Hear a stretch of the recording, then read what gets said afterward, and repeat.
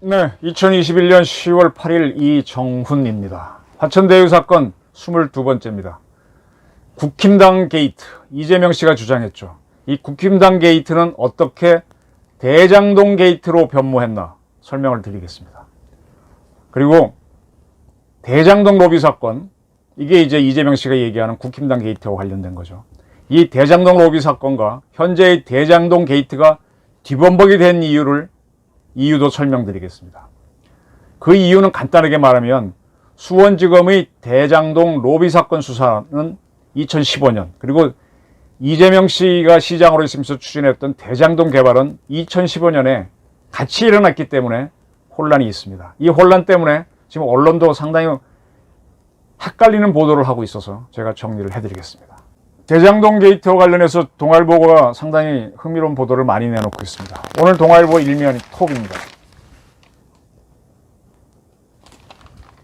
성남시 의장 30억, 시의회 의원 20억 전달, 실타는 350억. 어마어마한 사건이 터져나온 것처럼 보도를 했습니다. 상당히 많은 취재를 했는데 동아일보를 포함해서 많은 언론들이 아직 이 두 사건, 대장동 게이트하고 대장동 로비 사건을 정확하게 구분하지 못하다 보니까 조금 혼란이 있는데 그걸 정리해 드리도록 하겠습니다. 서울중앙지검 전단수사팀이 갖고 있는 게 정영학 회계사의 파일이죠. 네.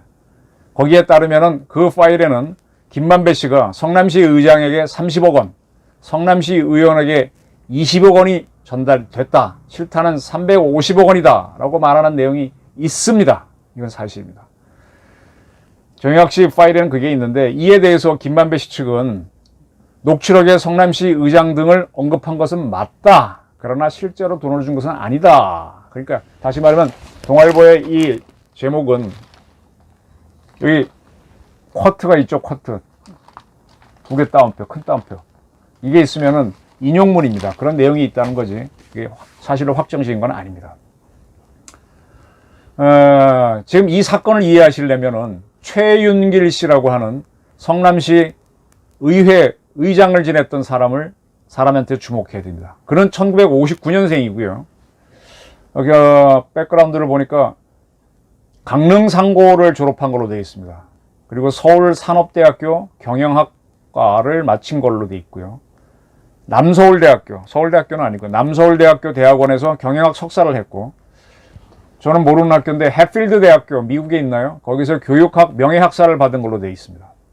그리고 성남시 의회 의장을 지낸 다음에는 이재명 시장에 의해서 성남시 체육회 상임 부회장으로 임명됐었고, 그 다음에 서울현대직업전문학교 석좌교수, 호서대학교 벤처전문대학원 평생교육원 교수를 했다. 이렇게 라고 되어 있습니다.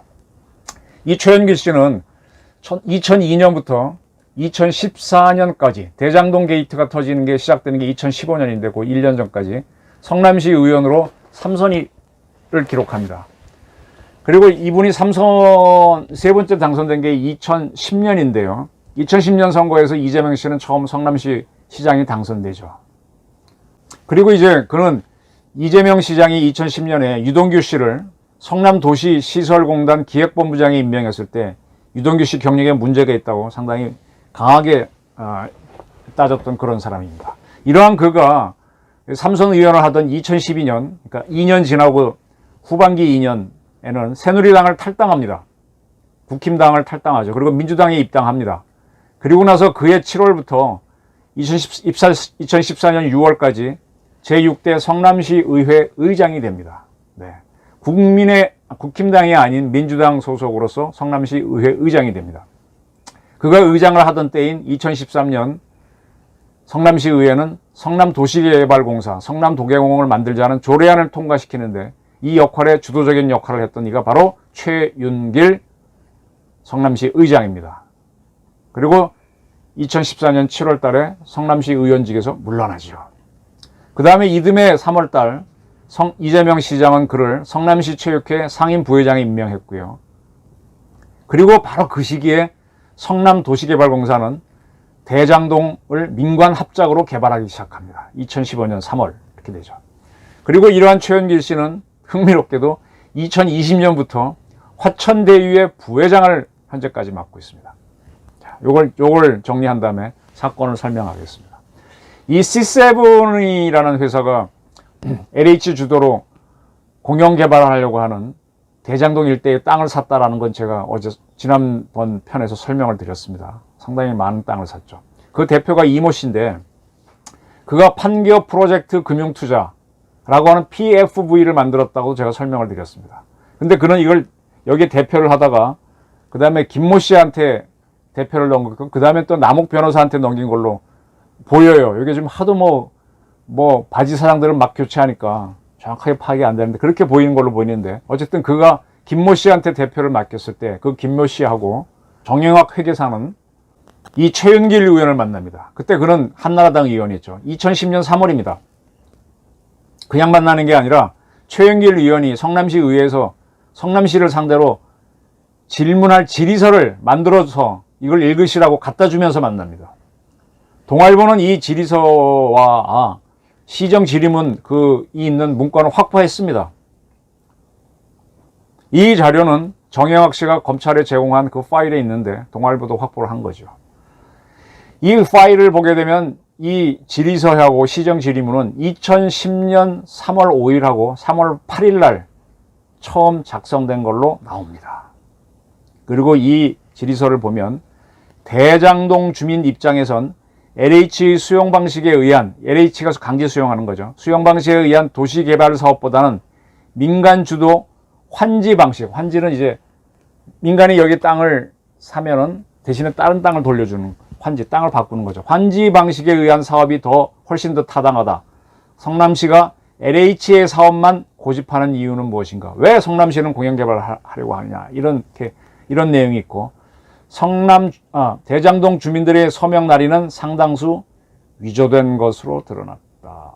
이 서명 날인은 LH 쪽 공영개발을 하자는 쪽 서류에 들어간 도장인데 그게 위조로 보인다라고 그런 내용이 있고요.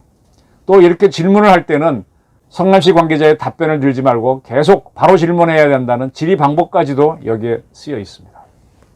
이러한 정영학 씨 파일을 잘 알고 있는 정영학 씨의 지인은 사업자들, 이건 아까 PFV, 바로 C7에서 시작된 그 프로젝트 파이낸싱 그 관계자들이죠. 그 사업자들이 원고를 써서 이 PFV의 당시 대표는 김모 씨죠. 그하고 정영학 회계사를 통해서 최윤길 의원에게 전달했다. 정영학 회계사와 김 대표는 매주 최윤길 의원을 만나서 골프를 치거나 이야기를 나누면서 마크맨 역할을 했다라고 말하고 있습니다. 네, 이렇게 질의서하고 어떻게 질의하라는 방법까지 전달받은 최윤길 의원은 2010년 8월 성남시 의회 행정기획위원회에서 성남시 택지지원팀장을 상대로 질의하면서 LH가 우선 개발 사업자로 선정돼 사업을 추진함에 있어 빌라 주민들이 우리는 LH 개발을 원한다는 동의안에 서명한 임명부가 있었죠. 대장동 개발 사업 추진위원회에서 그 서명서가 위조가 됐다라고 진위합니다. 근데 이 질의 내용은 아까 김 대표하고 정영학 회계사가 전달했던 원고에 있는 바로 그 내용입니다. 이렇게 최윤길 의원이 질의했다는 것은 성남시 의회 의회록에 기록되어 있습니다. 둘을 비교하면 딱 알 수 있죠. 근데 이러한 질의를 하기 전인 6월달, 그해 6월달에 최윤길 의원은 성남시 탄천종합운동장에 있는 빙상연맹 사무실에서 이 PFV의 김 대표로부터 1억 원이 든 쇼핑백을 받습니다. 현금이었습니다. 현금 따발이 들어있었습니다. 이러한 사실은 2015년 수원지검이 대장동 로비 사건을 수사하면서 파악해냅니다. 그때는 벌써 이제 최윤길 씨가 성남시 의회 의장을 끝내고 난 다음인데 성남시 체육회 부회장 할 때가 있는데 검찰은 최윤길 씨를 기소하지 않아요. 이유는 이 사업자들이 최윤길 의원에게 1억 원을 준 건 맞는데 이틀 만에 돌려받았다라고 진술했기 때문입니다. 하지만 이 돈을 건넸던 김 대표는 뇌물 공여 혐의로 기소가 됩니다. 그에 대한 재판이 벌어졌는데 1심 8개월에 보게 되면 이런 내용이 있습니다. 최윤길 의원의 진술은 신빙성이 떨어진다. 최영길 의원은 내가 받은 것이 돈이란 사실을 알고 화를 내며 돌려줬다. 사업자로부터 1억 원이 아니라 8천만 원을 줬다고 이때 들었다라고 진술했는데, 뇌물을 돌려받은 사람이 금액을 말하는 것은 납득하기 어렵다라면서 이 최 당시 의원의 주장은 인정하기 어렵다라고 했지만, 어차피 최 의원은 기소가 되지 않았기 때문에 처벌을 받지 않았습니다. 그리고 1심은 이 김 대표에게 징역 10월에 집행유예 2년을 선고했고, 이거는 대법원에서 확정 판결이 됩니다. 그리고 수원지검은요, 2015년에 PFV죠.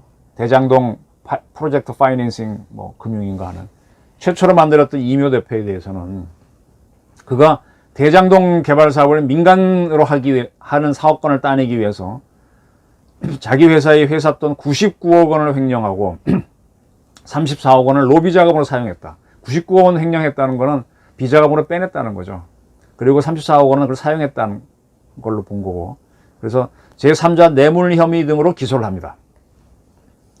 그리고 그때 이 대표로부터, 이 C7 대표죠, 남욱 씨가 대국회 로비를 해달라고 해서 8억 3천만 원을 받은 사실을 수원지검 포착해서 남욱 변호사를 변호사법 위반 혐의로 기소했는데, 박영수 등 15명의 변호인이 붙어서 무죄 판결을 받아냈죠. 그때 남욱 씨는 법률 자문을 한 자문료라고 주장해서 이제 무죄가 됐었습니다. 그건 어제 설명했습니다. 자, 이 최영길 의원이 아까 말씀드린 대로 2012년 8월 달에 새누리당을 탈당합니다.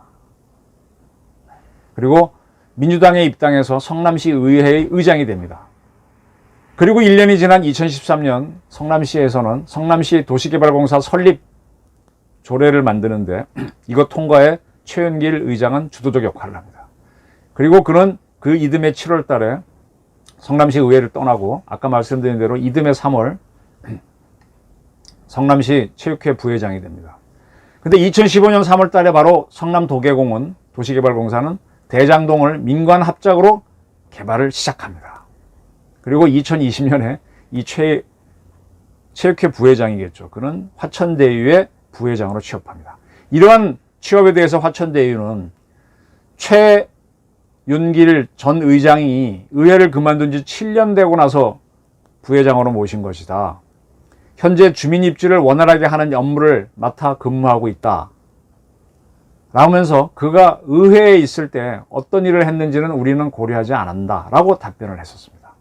하지만 다른 관계자들은 최윤길 씨는 2010년부터 사실상 대장동 관계자들과 한몸처럼 움직인 원팀이었다라고 말하고 있습니다. 제가 아까 말씀드렸듯이 최윤길 씨는 2012년 전까지는 한나라당, 2012년부터는 민주당 이렇게 됩니다. 2012년 전에 있었던 거는 국힘 게이트일 수 있습니다. 대장동 로비 사건이고, 2012년부터 13, 14, 15로 가면서 벌어지는 거는 대장동 게이트. 여기는 이재명, 유동규가 참여한 그런 게이트가 되는 거죠. 이재명 씨는 나는 무관하다. 그리고 계속 국힘당 게이트만 얘기하고 있는 거고. 이겁니다. 바로 이것 때문에 이 두 가지를 지금 언론들이, 동아일보도 그렇고 2015년 성남지검이 수사를 했는데,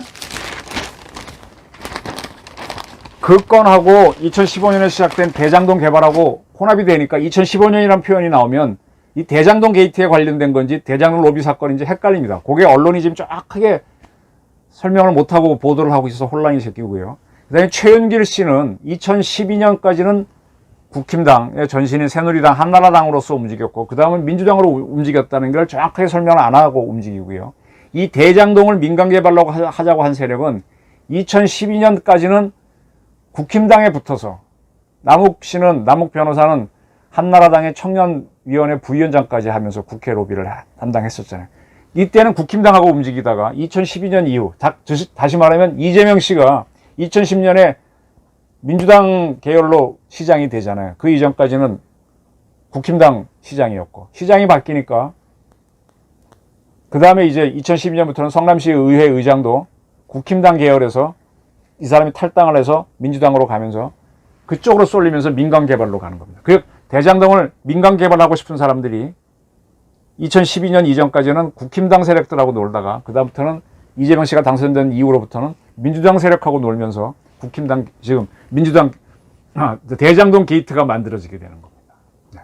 요것이 지금 키포인트입니다. 요걸 놓치고 지금 이재명 씨는 계속 혼란을 주기 위해서 국힘당 토공 게이트라고 떠들고 있는 거고, 지금 저 같은 사람들은 야, 이게 본격 개발한 그건 미수 사건이고 이건 본격적인 개발이 됐고 지금 분양이 다 끝났는데 이건 본 사건인데 여기에 대해서 왜 얘기를 안 하느냐. 근데 이재명 씨가 막 흩고 있는 것이죠. 네. 그겁니다. 그리고 이제 또 하나 문제가 곽상도 의원의 아들이 돈을 퇴직금 받았다는 거하고 원유철 전 미래한국당 대표가 2020년까지 화천대유에 고문을 했다는 사실, 그리고 그의 부인이 2020년 7월부터 화천대유 사회복지 사업에 고문을 했다. 이런 것들이 섞여 있으면서, 그러니까 다시 말하면 대장동 개발하는 사람들은 당을 넘나든 겁니다. 지금도 둘을 붙잡고 있는 거고요. 그리고 강찬호 수원지검장을 변호사로 막 이렇게 끌어들인 거 보고 막 섞여 있는 거죠. 돈을 버는 사람들은 당을 안 가립니다. 근데 정당 사람들은 양쪽에 갈려서 이쪽은 이걸로 비난했다가 지금 와서는 이걸로 들어, 이렇게 되는 겁니다. 대장동 게이트 사건은 현재 수사가 막 시작했기 때문에 아직 전모가 드러나지 않았습니다. 유동규 씨가 김만배 씨로부터 25%를 받기로 했다, 뭐 700억 원을 받기로 했다, 이런 얘기가 나오고 있는 거죠. 그 다음에 이한성 씨가 1호 대표로 있어서 1,000억 원 이상 배당을 받은 그 배당금은 누구한테 갈 돈이냐, 그런 등등. 그 다음에 이것이 어떻게 민관 합작으로 가게 됐는지 그런 것들이 밝혀져야 되는 거죠. 근데 이거는 수사가 지금 진행되고 막 시작된 건데 이 부분에 대해서는 언급은 피하면서 과거에 있었던 대장동 로비 사건만 갖고 계속 떠들고 있는 게 이재명 씨의 주장입니다. 이재명 씨가 관련된지, 이 사건에 얼마나 관련된지는 이 검찰 수사가 밝혀야 되는데 이게 안 되면 특검으로 가야 된다는 것이 지금 여론인 것입니다. 조금 이 사건 이해에 도움이 됐으면 좋겠습니다. 감사합니다.